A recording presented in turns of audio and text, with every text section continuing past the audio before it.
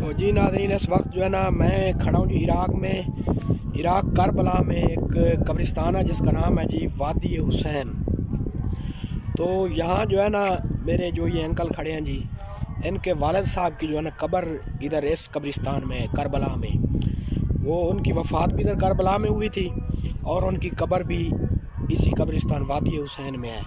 اور یہ قبرستان کم از کم کوئی اندازہ نہیں ہے، بارکیف جو ہے نا یہ میلوں میں ہے جی۔ جب تک آپ گاڑی بگاتے جائیں اور آپ کو یہ قبرستان نظر آئے گا۔ بہت سارے پاکستانی جو ہے نا دفن ہے جی اس قبرستان میں۔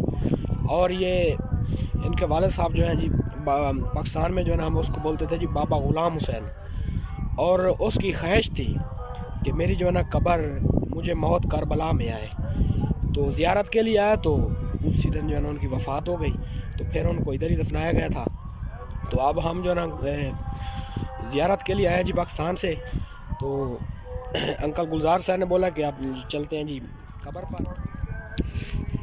یہ قبر ہے جی بابا غلام حسین کی، یہ دیکھیں۔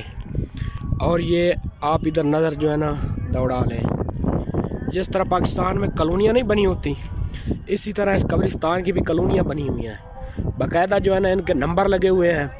اگر آپ کے پاس نمبر نہیں آئے تو آپ کو یہاں کسی کی قبر نہیں مل سکتی، آپ کے پاس ایک نمبر ہونا چاہیے، باقاعدہ نمبر ہوگا تو آپ کو پتہ چلے گا کہ یہ آپ کے رشتہ دار کی ہے جس کی قبر آپ نے جو ہے نا ڈھونڈنی ہے، نمبر ہوگا تو پتہ چلے گا، ورنہ آپ 10 دن گھومتے رہیں آپ کو نہیں ملے گا۔